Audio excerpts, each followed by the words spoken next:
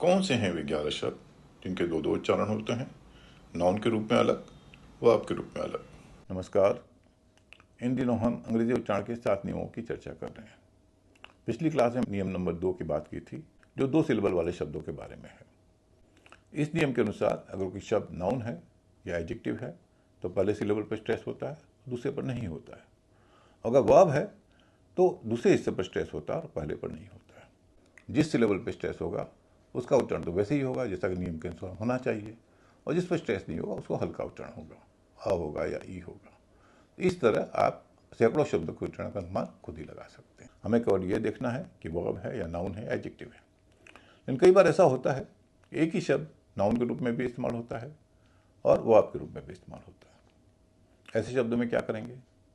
दूसरे पर स्ट्रेस देंगे या पहले पर स्ट्रेस देंगे? इसके बारे में 2 ट्रेंड चलते हैं। कई शब्द हैं जिनमें दोनों ही मामलों में एक ही उच्चारण होता है, जैसे अपील। अपील वर्ब भी है, अपील नाउन भी है। इन दोनों मामलों में एक ही उच्चारण है, अपील। लेकिन 10-15 शब्द ऐसे हैं जिनका वर्ब के रूप में अलग उच्चारण होता है, नाउन के रूप में अलग होता है। आइए ऐसे कुछ शब्द देख लेते हैं। पहला शब्द है PRESENT। इसका मतलब आप जानते होंगे, उपहार। लेकिन इसी शब्द का इस्तेमाल वर्ब के रूप में भी होता है। जब आप किसी को कुछ देते हैं तब भी PRESENT ही लिखा जाता है। लेकिन क्या दोनों शब्दों का उच्चारण एक है? नहीं। जब आप उपहार के रूप में यानी नाउन के रूप में इसका इस्तेमाल करते हैं तो इसका उच्चारण होता है प्रेजेंट। प्रेजेंट, क्योंकि पहले हिस्से पर स्ट्रेस है तो उसका उच्चारण हो गया ए। दूसरे हिस्से पर स्ट्रेस नहीं है, उसका उच्चारण हो गया अ। यानी दोनों में ई है, एक ई का उच्चारण ए हो रहा है, दूसरे का अ हो रहा है। प्रेजेंट, पहले पर स्ट्रेस है, दूसरे पर नहीं है। अब अगर इसको वर्ब के रूप में इस्तेमाल करते हैं तो उल्टा हो जाता है, दूसरे पर स्ट्रेस है, पहले पर नहीं है, तो इसका उच्चारण होगा प्रेजेंट। नाउन के रूप में प्रेजेंट, वर्ब के रूप में प्रेजेंट। इसी तरह CONTEST, इसके भी 2 अर्थ होते हैं, नाउन के रूप में अलग, वर्ब के रूप में अलग।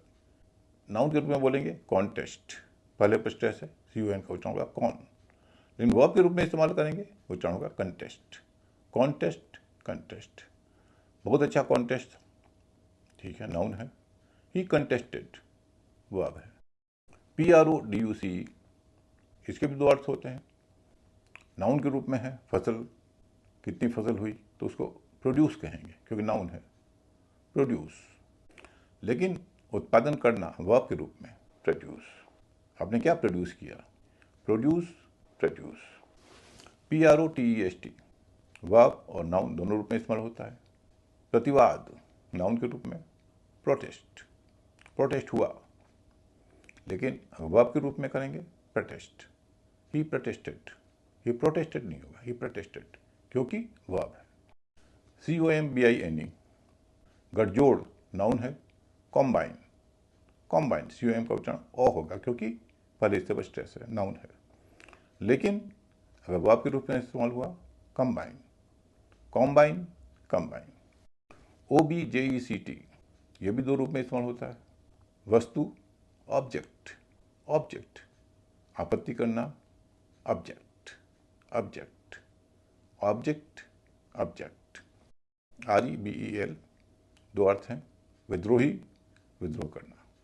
विद्रोही के रूप में रेबल, रेबल। अगर वर्ब के रूप में इस्तेमाल होगा रिबेल, REBEL, रिबेल, विद्रोह करना। PROJECT, नाउन है प्रोजेक्ट, प्रोजेक्ट। वर्ब है project, project, project. CONDUCT, noun है कॉन्डक्ट। उसका कॉन्डक्ट कैसा है? कंडक्ट कैसा है नहीं, कॉन्डक्ट कैसा है। लेकिन वर्ब है कंडक्ट। DESERT, रेगिस्तान, नाउन, डेजर्ट। लेकिन DESERT वर्ब के रूप में भी इस्तेमाल होता है, किसी को छोड़ देना, डिजर्ट, डेजर्ट, डिजर्ट। नाउन में पहले से पर स्ट्रेस है, डी का उच्चारण डे हो रहा है। वर्ब में पहले से पर स्ट्रेस नहीं है, डी का उच्चारण डी हो रहा है, desert, dessert. CONVERT, convert, convert. Verb हुआ कन्वर्ट, नाउन हुआ कॉन्वर्ट। तो ये कुछ शब्द हैं जो आपके काम के हो सकते हैं, जो आमतौर पर इस्तेमाल होते हैं। बाकी मामलों में नाउन हो या वर्ब हो, एक ही उच्चारण चलता है। अंग्रेजी शब्दों के उच्चारण के बारे में आपको और जानना हो तो पढ़ें आलिम सर की इंग्लिश क्लास।